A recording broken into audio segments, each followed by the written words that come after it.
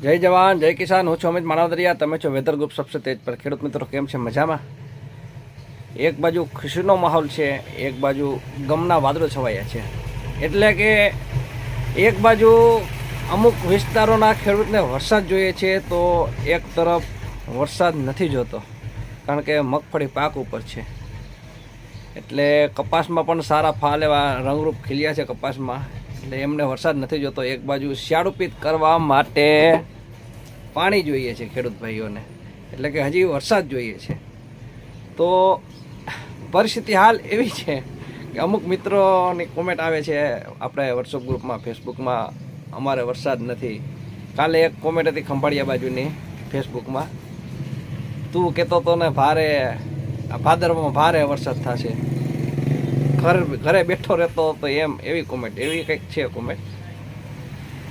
એ બાજુ ખંભાળિયા એટલે દ્વારકા બાજુ ખંભાળિયા આવ્યું એ। હવે એ બાજુના મિત્રોને એટલે તો આપણે અંદાજ હોવો જોઈએ કે કાયમની માટે જ્યાં લગ્ન હોય ત્યાં ડીજે વાગે, જ્યાં હરવે હરવે જેમ આવતી હોય, જ્યાં વરાજો હોય ત્યાં પબ્લિક ભેગી થાય। એટલે કે જ્યાં વરસાદના પરિબળો હોય ત્યાં વરસાદ ચાલુ હોય, ત્યાં વરસાદ પડે। આપણા બાજુ તો હજી એ વરાજો જ નથી આવ્યો, તો ક્યાંથી વરસાદ આવે કે પબ્લિક આવે, ત્યાં વાદળો આવે। એટલે કહેવાનો અર્થ એ છે કે કોઈ પણ આગાહીકાર હોય એનો તમે ક્યારે ફોલો કરતા હોય, એનામાં કાંઈક તમે જોયું હશે તો જ તમે એનો ફોલો કરતા હશો ને। એટલે હું મારી વાત નથી કરતો, દરેક આગાહીકારની વાત કરું છું કે જે મિત્રો આગાહીકાર કોઈ પણ હોય એનો ફોલો કરો છો, તો તમે એનું કાંઈ થોડું જોયું હશે કે કેટલા સમયથી આ ખેડૂત ભાઈઓને માહિતી આપે છે યુટ્યુબમાં, ફેસબુકમાં કે વોટ્સઅપ ગ્રુપમાં। તો જ્યાં સુધી આગાહી સમય પૂરો ના થાય ત્યાં સુધી આપણે રાહ જોવાની। છેલ્લા 1-2 દિવસ બાકી હોય ત્યારે આપણે એને પૂછાય કે ભાઈ તમે કહેતા હતા તો અમારે વરસાદ હજી આવ્યો નહીં, તો આનું શું કારણ એમ કહેવાય। એટલે એ જે આગાહીકાર હોય આપણે જવાબ આપે કે તમારા વિસ્તારમાં વરસાદ ના થયો એનું આ કારણ, આ પરિબળો કામ નહોતા આપતા, ત્યાં આમ હતું। તો આપણે આગળ ભવિષ્યમાં એ શબ્દો શીખવા માટે અને જાણવા માટે આપણે ઉપયોગી રહે। કારણ કે અત્યારે આ સમયમાં વિંડી જોતા લગભગ ઘણા મિત્રોને આવડે છે, તો એ રીતે આપણે જોઈ શકાય। કારણ કે એવા જો તમે સવાલ કરો કે તું કહેતો તો ના આવ્યો ને આમ ને તેમ ને, એમાં તમને આપણે એક સંબંધમાં થોડીક તિરાડ પડે, મજા ના આવે એકબીજાને કોમેન્ટમાં। જોકે મને તો કાંઈ ફેર નથી પડવાનો, પણ આ તમારા માટે છે કે કોમેન્ટ એવી કરવાની કે આપણે આગળ શું જાણવા મળે એમાં। એટલે ઘણો બધો આમાં ફાયદો થશે, શીખવામાં પણ ફાયદો। હવે આપણે મેન વાત કરીએ વરસાદની। તો મિત્રો, આપણે અગાઉ ઉનાળા દિવસના કહેતા આવી છીએ કે જૂન યાદગાર રહેશે, જુલાઈમાં ઓછા વરસાદ છે, ઓગસ્ટમાં થોડાક વધારે છે જુલાઈ કરતાં, અને સપ્ટેમ્બર ભરપૂર છે। મિત્રો, હજી સપ્ટેમ્બર પૂરો થયો નથી। આ સપ્ટેમ્બર મહિનામાં હજી શું થશે વરસાદનું, એ મોડલો શું દર્શાવે છે, કયા પરિબળો છે, બધું અમે નિરીક્ષણ કરીને તમારા સમક્ષ રજૂ કરતા હોઈએ છીએ। હજી આ સપ્ટેમ્બર પૂરો થયો નથી ખેડૂતભાઈ, એટલામાં તમે સમજી જાઓ હજી તો વરસાદ બાકી છે। નુકસાનીવાળા વરસાદ હોય છે અત્યારે। મગફળી એક બાજુ પાક ઉપર છે, પણ કુદરત જે કરે એ આપણે જોવાનું છે, આપણે સ્વીકારવાનું છે।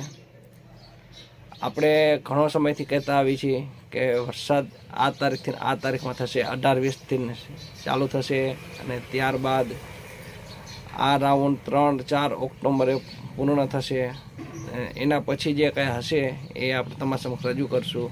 હવે આ સપ્ટેમ્બર પછી આપણે લોંગની આગાહી આપણે ઘણો સમય પહેલાં આપી હતી, સપ્ટેમ્બર પછી કદાચ બે દિવસ ઓક્ટોબરના આપણે લેવા પડે આમાં ભારે વરસાદમાં, તો એ સપ્ટેમ્બરમાં જ આવે। આપણે એ રીતનું એક નક્કી રાખવાનું છે કે એ આમાં જ આવે, કારણ કે 1-2 દિવસ કદાચ બીજા મહિનામાં આપણે જે તારીખો વહી જતી હોય।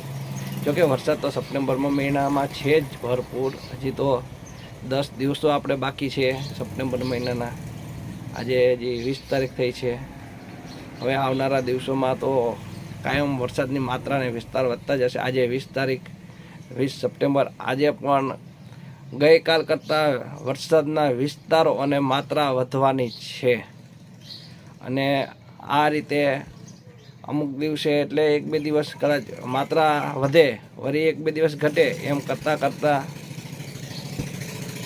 ને વિસ્તારો પણ વધતા જશે અને વરસાદની માત્રા પણ વધશે. આમ કરતાં આપણે સપ્ટેમ્બર મહિનો છે એમાં ઘણા ખરા વિસ્તારોમાં ભારેથી અતિ ભારે વરસાદ પણ જોવા મળશે. હજી 26 તારીખ પછીના જે રાઉન્ડ છે વરસાદના, એ બધા ભયંકર વરસાદના રાઉન્ડ છે. એમાં આંકડા પણ જોરદાર આવશે. હજી સાવચેત રહેજો ખેડૂત મિત્રો. તમે એટલું સમજો કે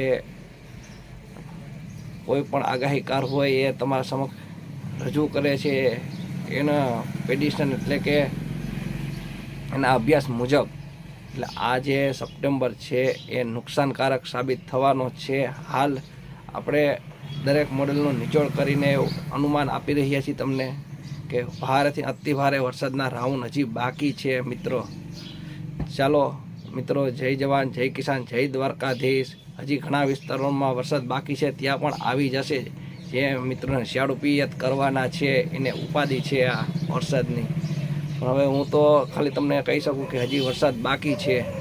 બસ રજા આપો. આજે આવતીકાલે અથવા તો 2 દિવસ પછી નવા ટોપિક સાથે મળશું. જય જવાન, જય કિસાન, જય દ્વારકાધીશ સૌ મિત્રોને.